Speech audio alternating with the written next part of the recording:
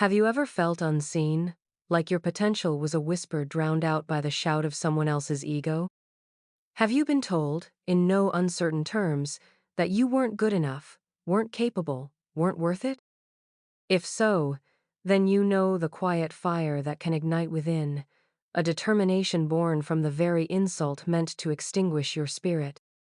This is the story of Monica Dreher, a woman whose worth was dismissed, whose ambition was mocked, and whose quiet resolve ultimately reshaped her world and the world of the man who dared to underestimate her. For years, Monica Dreher, then just 35, had navigated the polished, indifferent corridors of a prominent Frankfurt tech firm, her dedication a constant, her talent a quiet hum beneath the surface. She was diligent, innovative, deeply committed to her work, yet perpetually overlooked. The glass ceiling wasn't just opaque, it felt reinforced with steel beams whenever Henrik Voss, her arrogant, self-aggrandizing boss, was in the room. Henrik was a man who equated loudness with leadership, flash with substance, and who believed his own inflated image was reflected in the very success of the company, rather than the quiet efforts of people like Monica.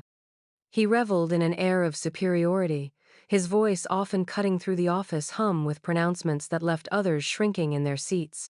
Monica, with her methodical approach and thoughtful insights, simply didn't fit his boisterous mold.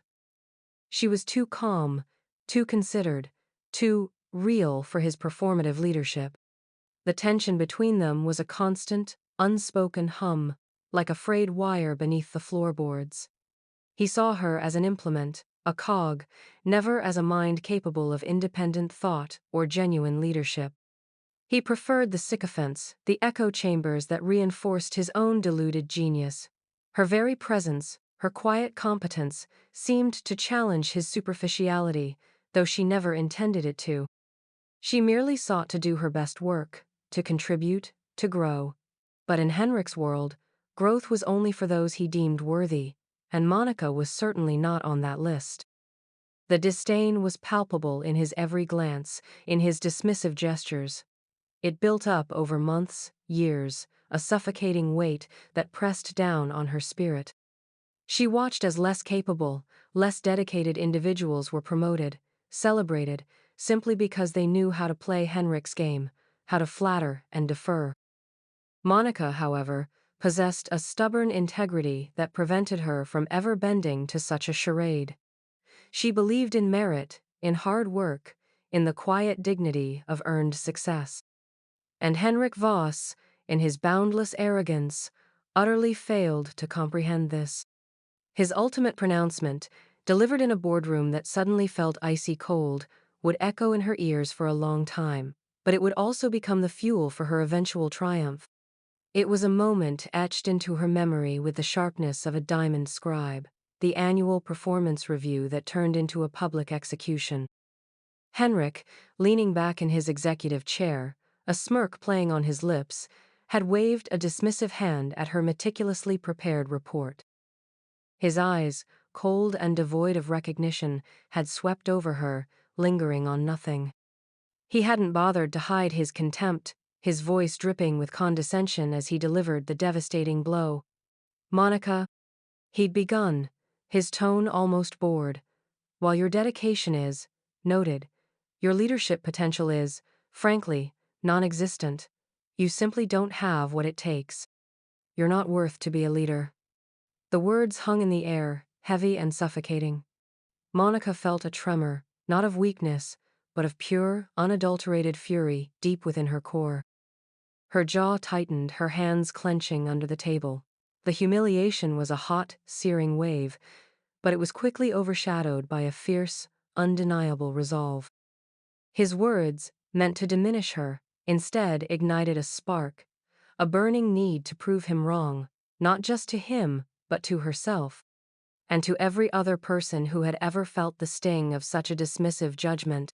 She looked at him then, really looked at him, and for the first time, saw not a superior, but a small, insecure man propped up by an illusion of power. And in that moment, Monica Dreher made a silent, unshakable vow. She would leave, and she would return. Monica's exit from Henric's company was as understated as her presence had often been. There was no grand resignation speech, no dramatic confrontation. She simply tidied her desk, packed her few personal items into a small box, and walked out of the double-glass doors, leaving behind the stifling atmosphere of underestimation. The feeling was not one of defeat, but of quiet liberation. Each step away from that building was a step towards an unknown future, a future she was determined to forge on her own terms. The weight of Henrik's belittling words still pressed down on her, an invisible backpack filled with doubt and the echoes of his cruel judgment. "You're not worth to be a leader."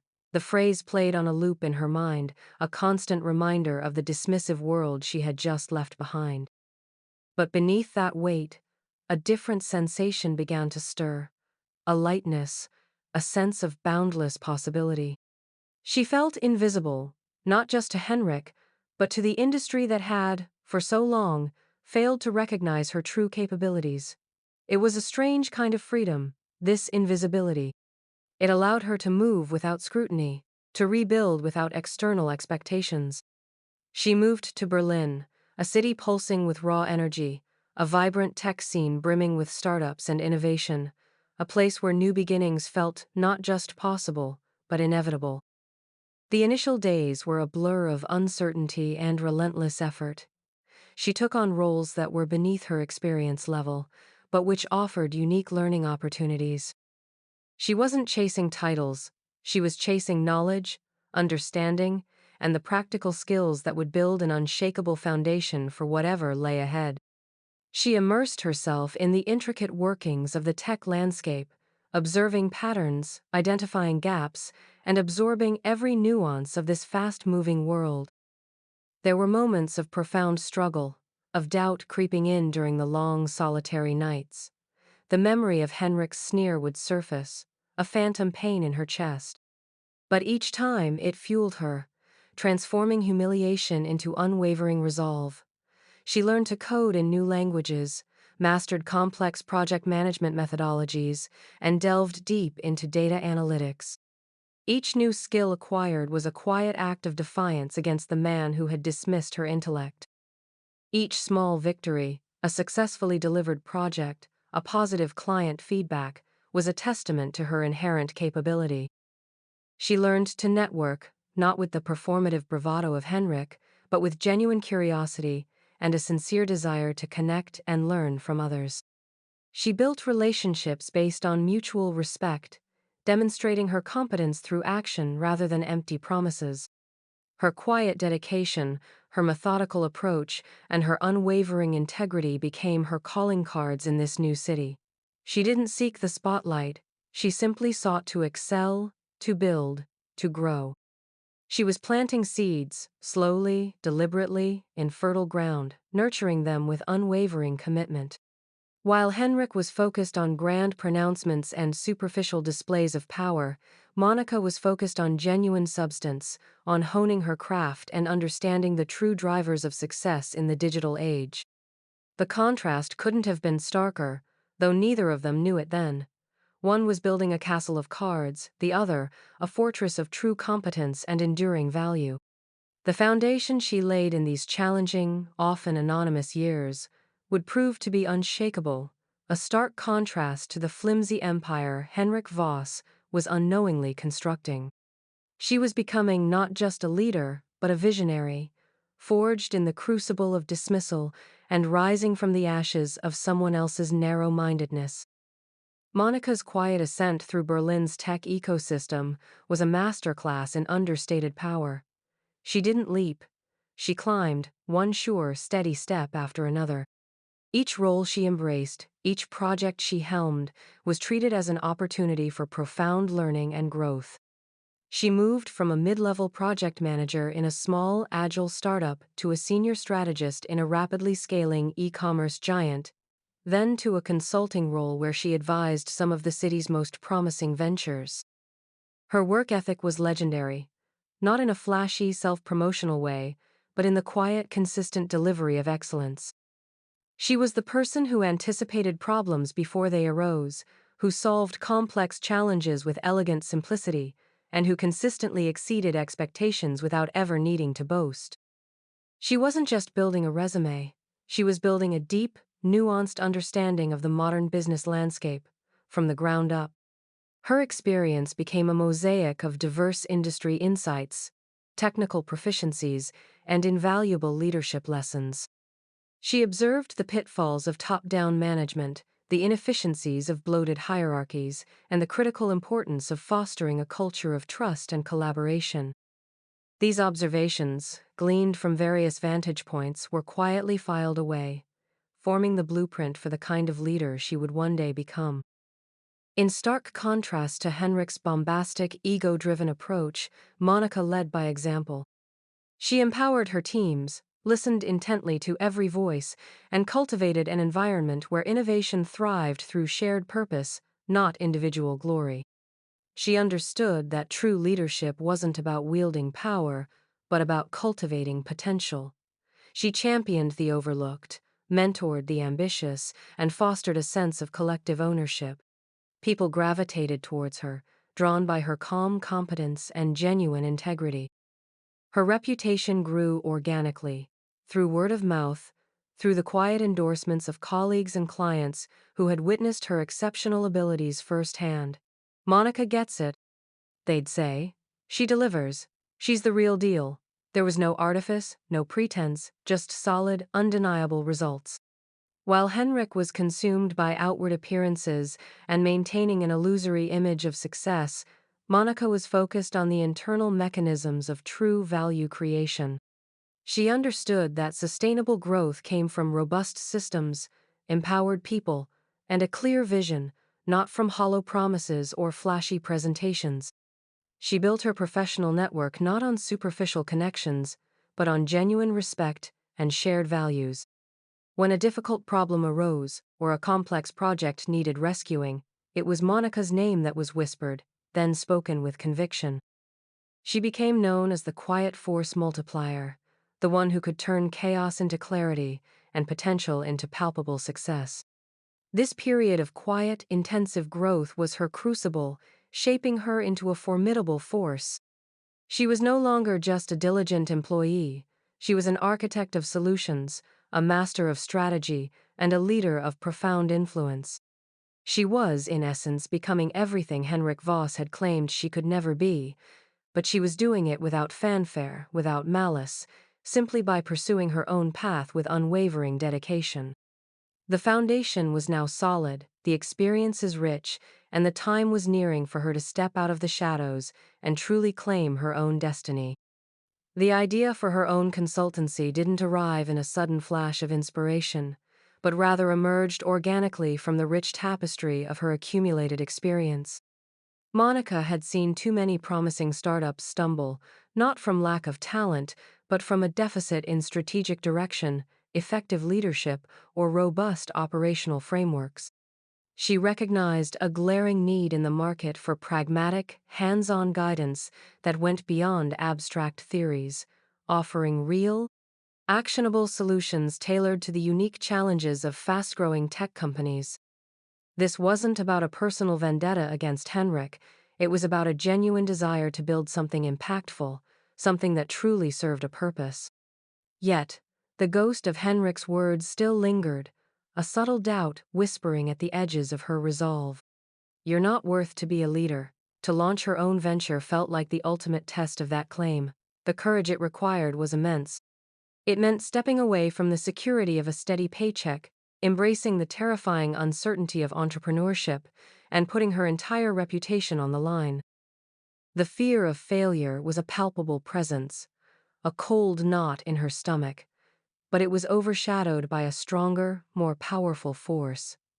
The unwavering belief in her vision, in her own capabilities, and in the sheer volume of valuable experience she had painstakingly accumulated. The initial stages were a grueling test of her resilience. Securing initial funding was a labyrinthine challenge, requiring endless pitches, meticulous financial projections, and unwavering conviction in the face of skeptical investors. Building a client base from scratch meant knocking on countless doors, making cold calls, and leveraging every single contact she had forged over the years. She worked relentless hours, often blurring the lines between day and night, fueled by strong coffee and an unyielding determination. Her small apartment became her war room, its walls plastered with whiteboards covered in flowcharts, market analyses, and client strategies. There were moments of profound exhaustion, of near despair, when the enormity of the task threatened to overwhelm her. The sacrifices were substantial. Personal life took a back seat, leisure became a forgotten luxury. Yet, through it all, her conviction never wavered. She remembered the quiet fire that had ignited in her when Henrik had dismissed her. That fire now fueled her relentless pursuit of this vision. Her first few clients were small, fledgling startups, taking a chance on a nascent consultancy. Monica approached each project with the same meticulous dedication, treating every client, no matter how small, as if they were a Fortune 500 company. She delivered exceptional results, often going above and beyond the scope of work, driven by a desire not just to succeed, but to establish a reputation for unparalleled excellence and integrity. Word began to spread, not through expensive marketing campaigns, but through the genuine enthusiasm of her satisfied clients. They became her most ardent advocates, singing her praises within their networks. The initial trickle of work slowly transformed into a steady flow, then a surge.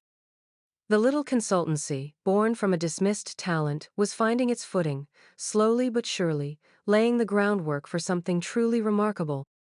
Monica's consultancy, which she aptly named Catalyst Innovations, began its dramatic ascent with a speed that startled even her.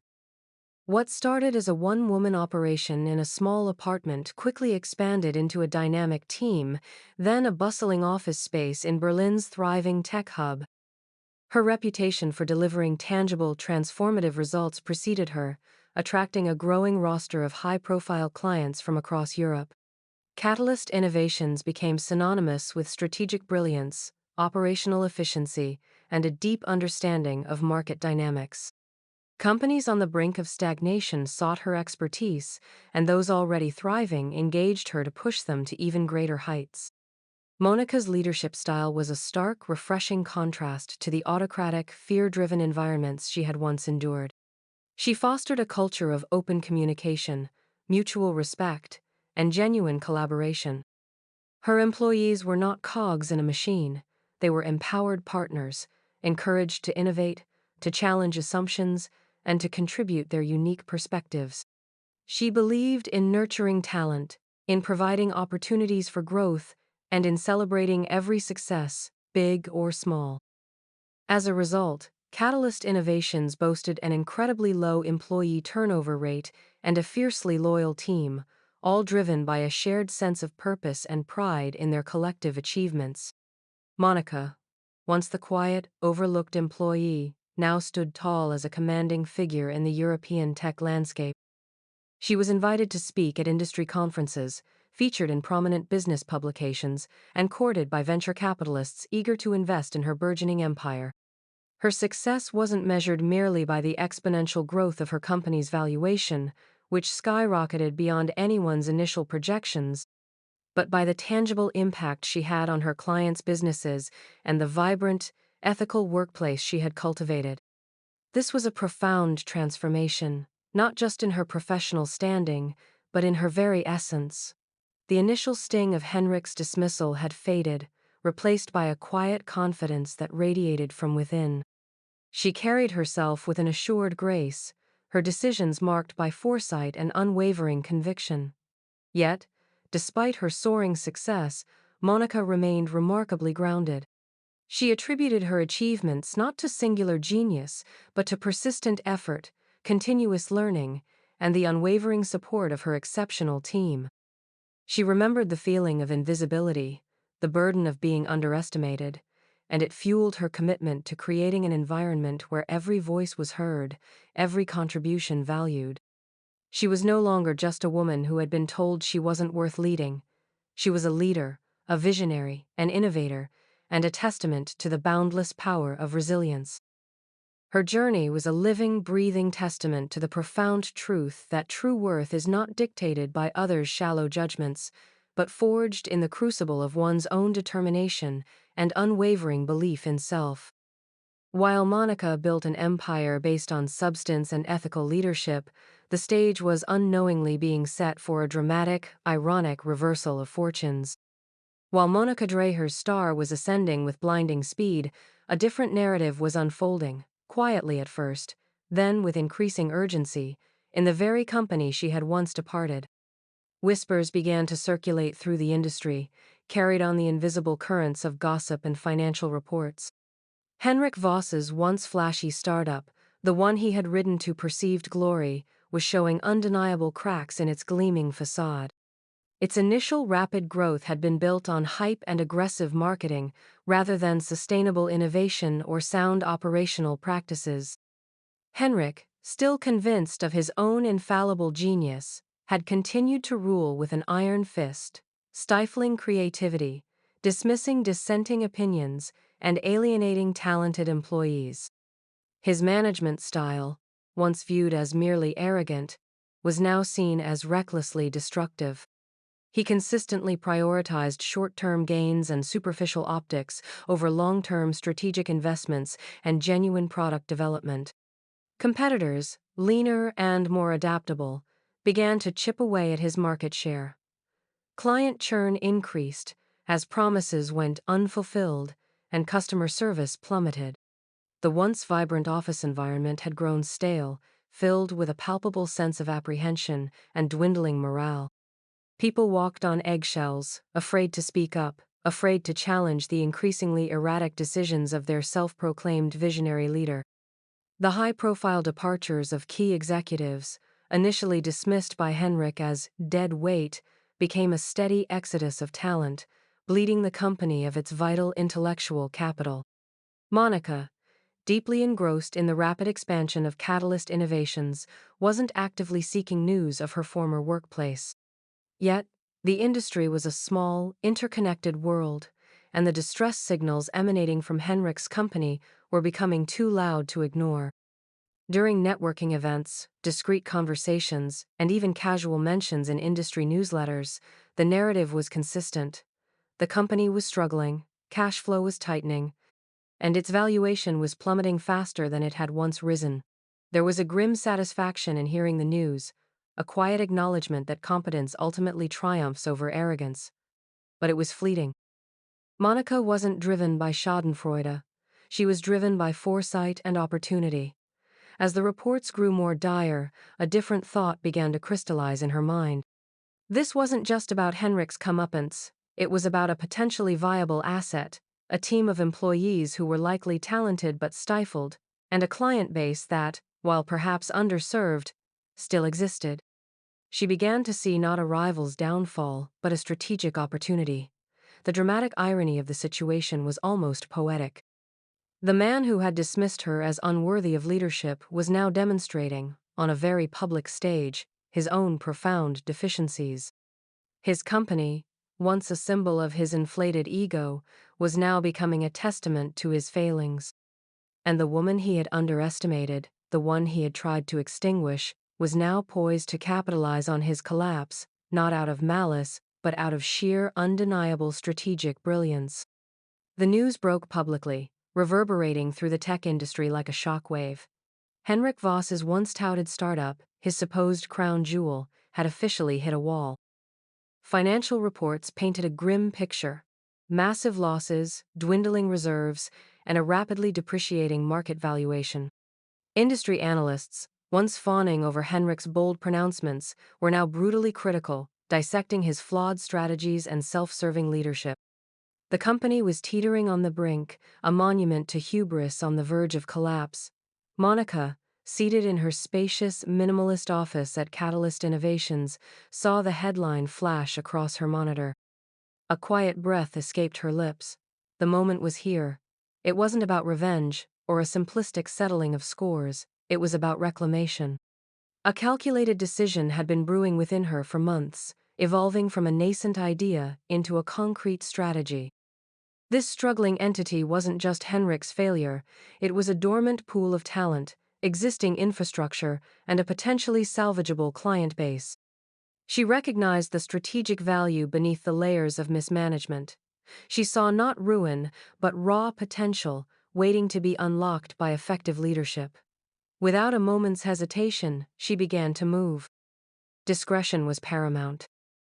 Through a trusted network of legal and financial intermediaries, Monica initiated the process of due diligence, conducting a forensic examination of the failing company's assets, liabilities, and intellectual property.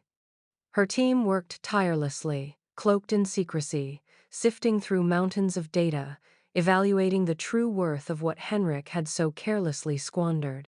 The negotiations were complex, protracted, and often fraught with tension. Henrik, in his characteristic arrogance, was initially in denial, then belligerent, clinging to the last vestiges of his control, convinced he could still pull off a miraculous turnaround. He dismissed initial offers as insults, blinded by his own inflated sense of worth. But Monica was patient, methodical, and utterly unyielding. She understood the desperation underlying his bluster. She knew the precise moment to press, the exact figures that would make him capitulate. There were times the deal seemed on the verge of collapse. Creditors were circling like vultures, shareholders were clamoring for answers, and the pressure on Henrik mounted daily.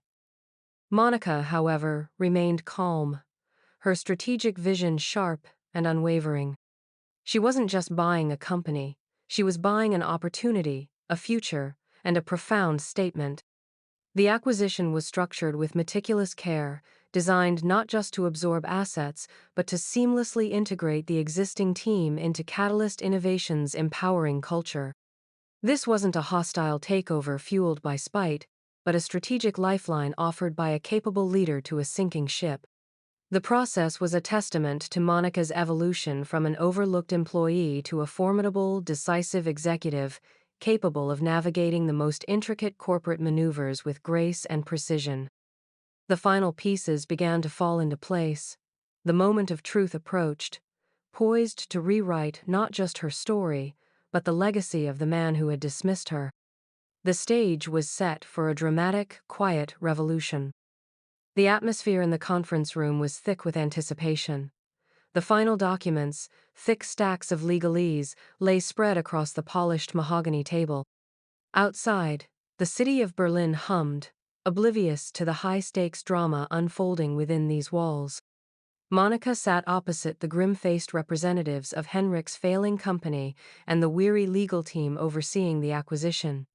Her face was calm, betraying none of the intense emotion churning beneath the surface. This wasn't just a business transaction. It was the culmination of years of quiet effort, the vindication of a dismissive insult, and the forging of a new path forward. Each signature, each initial, felt like a deliberate stroke of fate. The moment came for her to sign the final, overarching agreement. Monica picked up the pen, its cool metal a solid presence in her hand. For a fleeting second, the image of Henrik's sneering face, the echo of his cutting words, "You're not worth to be a leader," flashed in her mind. But it wasn't a memory of pain, it was a surge of quiet, powerful resolve. This signature wasn't just hers, it represented every overlooked talent, every dismissed voice, every individual who had been told they weren't enough. It was a reclaiming of worth, a definitive answer to a cruel question. Her hand moved steadily, confidently, inscribing her name onto the document that irrevocably transferred ownership. With a quiet thud, the pen was set down. The deal was done. The company, once Henrik Voss's proud and failing domain, was now hers. The moment was one of profound, quiet triumph. There were no shouts of victory, no triumphant fist pumps, just a deep, abiding sense of justice, meticulously achieved. Her legal team offered understated congratulations, a subtle nod of respect for the precision with which she had orchestrated the entire acquisition. Monica felt a wave of relief wash over her, quickly followed by a surge of renewed purpose. The real work, the work of rebuilding and revitalizing, was about to begin.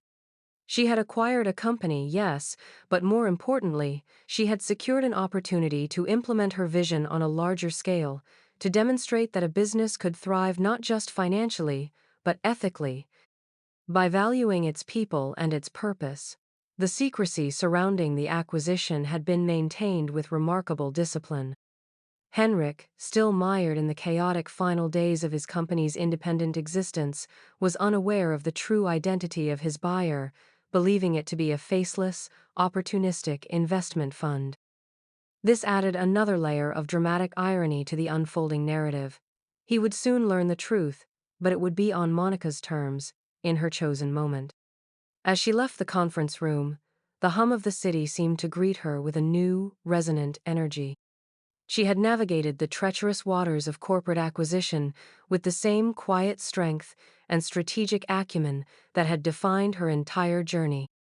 The stage was set for the final, symbolic act, a powerful testament to the enduring truth that true leadership is often found not in the loudest voices, but in the most unwavering hearts. The following morning, a quiet hum of nervous anticipation rippled through the offices of the newly acquired company, still operating under its old, familiar signage. Whispers had spread that a new owner was taking over, but the identity remained a closely guarded secret. Monica Dreher, dressed in a sharp, businesslike suit that exuded understated power, arrived at the building, the very place she had once quietly departed years ago. The facade was unchanged, but everything else was about to transform. She walked through the familiar glass doors, no fanfare, no entourage, just a singular presence radiating calm authority. The few staff members she passed in the reception area looked up, their expressions a mix of curiosity and apprehension. Monica offered a small, reassuring smile, her eyes conveying a message of quiet confidence. She headed directly for the executive floor, the very same floor where Henrik's office resided. The corridor felt strangely familiar, yet charged with a new electric energy. A few paces from Henrik's open office door, she paused. Inside, Henrik Voss, looking disheveled and defeated, was slumped in his chair, staring blankly at his desk. He looked smaller, his usual bluster replaced by a heavy weariness. He was on a phone call, arguing with someone, his voice strained and ragged. He hadn't yet been officially informed of the identity of the buyer. Monica stepped into the doorway, her presence casting a subtle shadow. Henrik looked up, his eyes unfocused, then widened in a sudden, sickening recognition. His jaw went slack. The phone slipped from his grasp, clattering onto his desk. "Monica?" he stammered, his voice barely a whisper, disbelief warring with dawning horror. Monica didn't respond directly to his question. Instead, she turned, gesturing subtly to a small team that had followed her discreetly. They carried a new, sleek company logo, encased in a polished frame.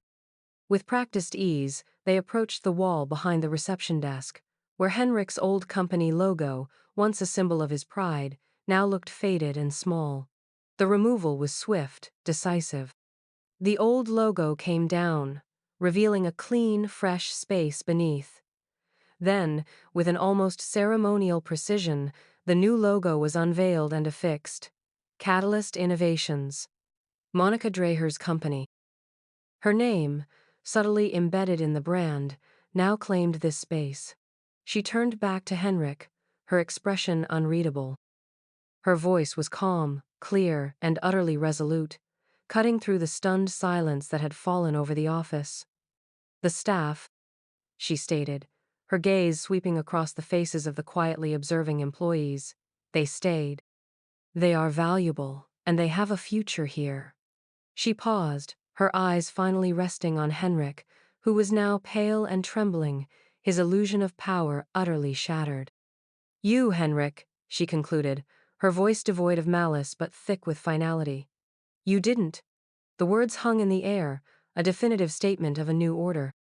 The woman he had so carelessly dismissed, the one he deemed not worth to be a leader, now stood before him, the undisputed architect of his company's future and his past.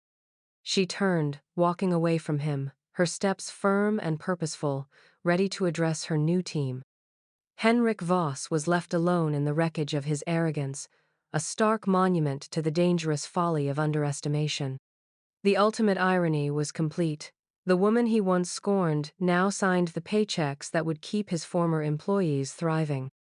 The days that followed were a whirlwind of activity, yet Monica navigated them with her characteristic calm and clarity. She immediately addressed the assembled staff, not with grand promises, but with genuine transparency and a firm commitment to positive change. She spoke of the company's past struggles with empathy, acknowledging the challenges they had faced, but then pivoted to a compelling vision for the future under Catalyst Innovations. She outlined her plans for strategic reinvestment, product innovation, and, most importantly, a complete overhaul of the workplace culture. Her message was simply yet powerful. This was a fresh start, an opportunity to build something truly exceptional, together. The relief among the employees was palpable. They had been working under a cloud of uncertainty and fear, led by a man who had crushed their spirits. Now, they saw a leader who listened, who valued their input, and who was genuinely invested in their success and well-being. Monica moved quickly to implement new systems, streamline operations, and introduce the collaborative, empowering leadership principles that had defined Catalyst Innovations. She spent time with individual teams, listening to their concerns, understanding their challenges, and quickly earning their trust and respect. The transformation was rapid and profound. The once stifled atmosphere began to lift, replaced by a renewed sense of purpose and creativity. Innovation flowed freely again, morale soared, and the company, under Monica's guidance, began to not just recover, but to flourish with newfound vigor. This story, the journey of Monica Dreyer, is more than just a tale of business acumen and professional triumph. It is a powerful testament to the quiet strength of the underestimated. It reminds us that true worth is not dictated by a title or validated by a dismissive word from an arrogant boss.